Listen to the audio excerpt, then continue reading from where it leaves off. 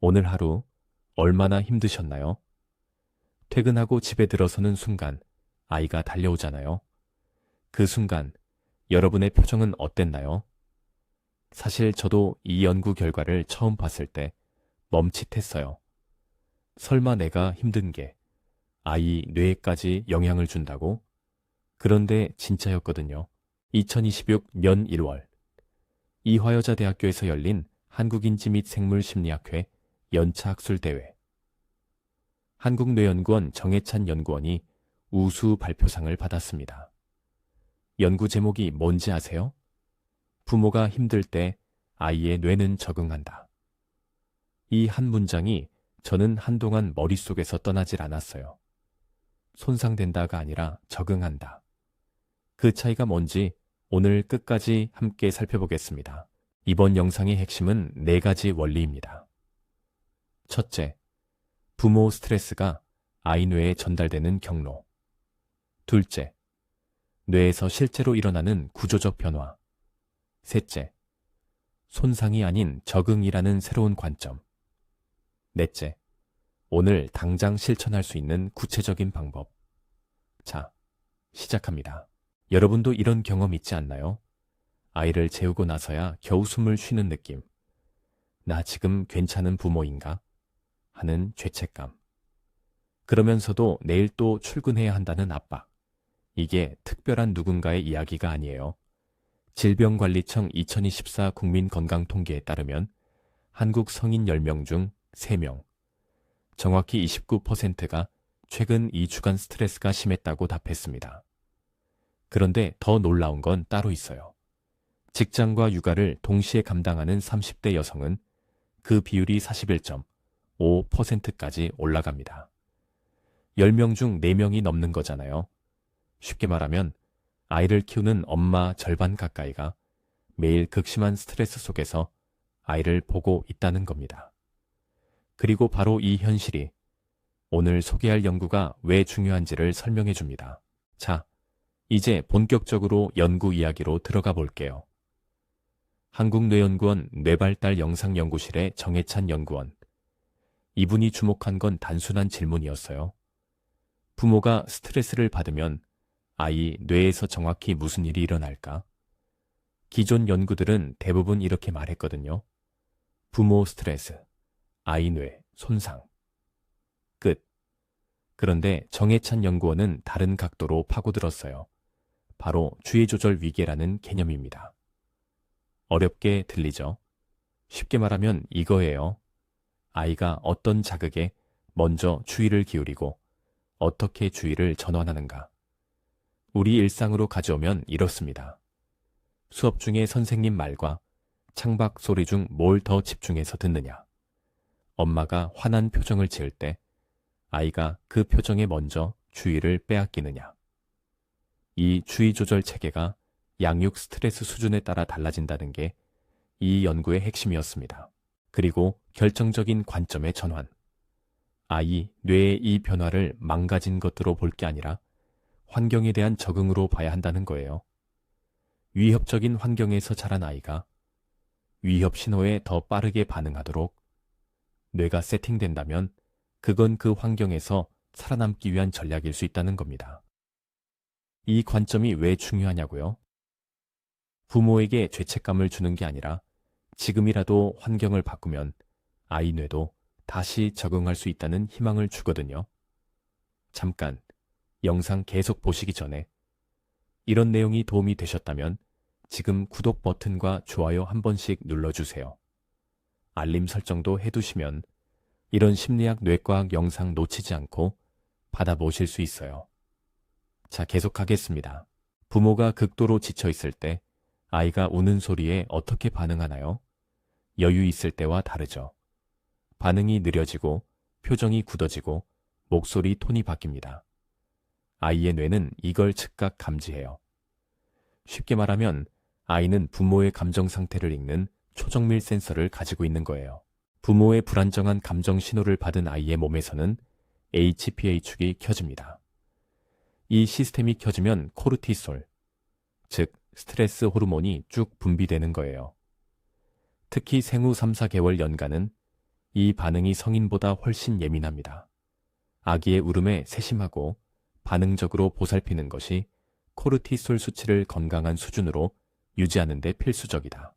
코르티솔이 지속적으로 높은 상태가 유지되면 뇌에서 가장 먼저 반응하는 곳이 편도체예요.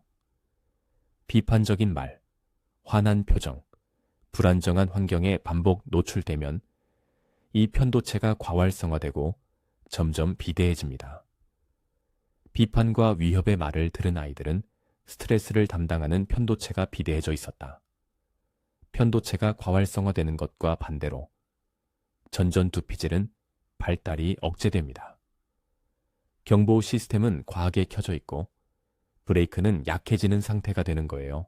스트레스 관련 유전자의 메티로아라는 화학적 변화가 일어나면 스트레스 반응 시스템 자체가 재프로그래밍 됩니다. 더 충격적인 건 이 변화가 태아기부터 시작될 수 있다는 거예요. 임신 중 엄마가 극심한 스트레스를 받으면 그 영향이 태아의 유전자 발현 방식까지 바꿀 수 있다는 거죠. 이게 바로 후선 규전학적 기억이에요. 뇌가 환경을 기억하는 방식입니다. 이 메커니즘이 실제로 작동한다는 걸 역사적인 연구 3가지가 증명합니다.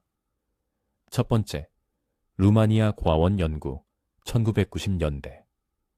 1990년대 루마니아 고아원의 실태가 세상에 알려졌습니다. 극단적인 방임 환경.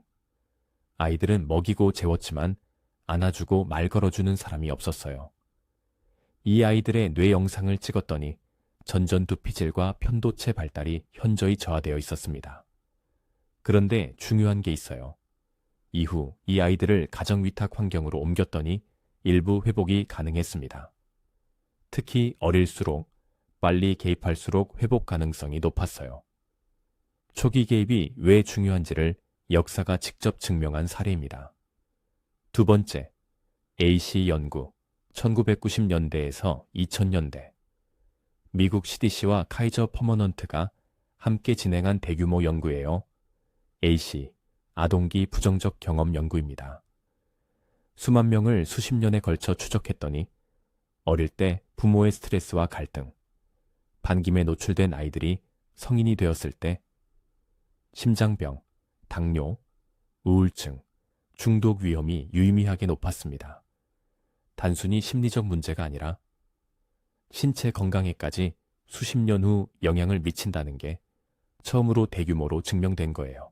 세 번째, 코로나19 팬데믹 연구, 2020년에서 2023년. 팬데믹이 뜻하지 않게 자연 실험이 됐어요. 전 세계적으로 봉쇄가 이루어지고 부모들의 스트레스가 급증했습니다.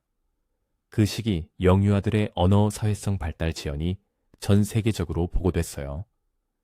한국에서도 코로나 시기 영유아 발달 지연 사례가 증가했다는 보고가 있습니다. 부모 스트레스와 아동 발달의 연관성이 전 지구적 규모로 다시 한번 확인된 겁니다. 그런데 여기서 반드시 짚고 가야 할 게 있어요. 스트레스가 뇌를 바꾼다면 사랑도 뇌를 바꿉니다. 워싱턴대 의대의 장기 연구 결과가 있어요. 부모로부터 충분한 지지와 사랑을 받은 아이들은 기억과 감정 조절을 다 담당하는 해마가 더 크게 발달했습니다. 해마는 학습 능력과 직결되는 뇌 영역이에요. 쉽게 말하면 사랑이 아이를 더 잘 배우고 더 잘 기억하고 감정근을 더 잘 조절하는 사람으로 만든다는 거죠.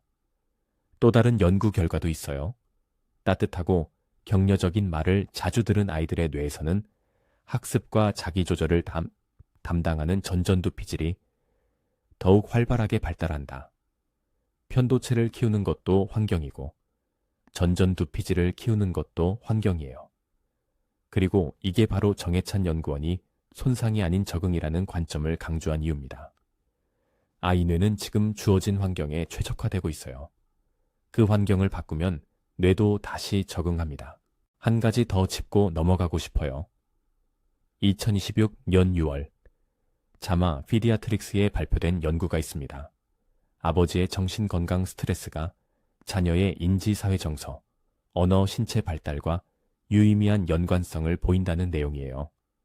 특히 임신부터 출산 후 2년, 주상이라고 부르는 이 시기에 아버지의 상태가 두드러진 영향을 미쳤습니다. 연구를 이끈 호주 디킨 대학교 델라이즈 허치슨 교수는 이렇게 말했어요.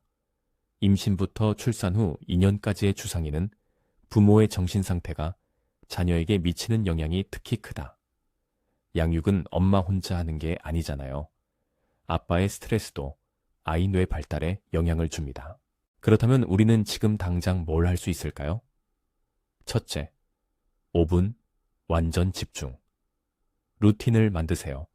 퇴근 후 집에 들어서자마자 스마트폰을 내려놓고 아이와 눈을 맞추는 5분. 길게 할 필요 없어요. 딱 5분. 아이의 말에 반응해 주세요. 그랬어? 그게 어땠어? 이 두 마디면 충분합니다. 아이의 뇌는 이 5분을 기억합니다. 둘째, 부모 자신의 스트레스를 먼저 인식하세요. 나 지금 많이 지쳐 있구나. 이걸 인식하는 것만으로도 반응 방식이 달라집니다. 아이한테 화가 치밀어 오를 때 3초만 멈추세요. 그 3초가 아이 뇌에 전달되는 신호를 바꿉니다. 셋째, 완벽한 부모가 아닌 충분히 좋은 부모를 목표로 하세요. 발달 심리학자 도널드 위니콧은 충분히 좋은 부모라는 개념을 제시했어요. 24시간 완벽하게 반응할 필요 없다는 거예요. 실수하고 화내고 지쳐도 괜찮아요. 중요한 건 다시 연결하는 거예요. 아까 엄마가 너무 크게 소리 질렀지? 미안해. 이 한마디가 회복의 시작입니다. 오늘 영상 어떠셨나요? 저는 이 연구를 공부하면서 한 가지 생각이 계속 들었어요. 아이 뇌가 적응한다는 건 희망이다. 지금 당장 완벽한 환경을 만들 수 없어도 괜찮아요. 오늘 하루 지쳐서 아이한테 예민하게 굴었다면 내일 그 5분을 만들면 됩니다. 아이, 뇌는 지금 이 순간에도 적응하고 있으니까요. 댓글로 여러분의 이야기를 들려주세요. 나는 요즘 이런 방식으로 아이와 연결하고 있다. 혹은 이 영상 보고 이걸 해보려고 한다. 여러분의 댓글이 비슷한 고민을 하는 다른 부모에게 가장 큰 힘이 됩니다. 끝까지 봐주셔서 진심으로 감사합니다.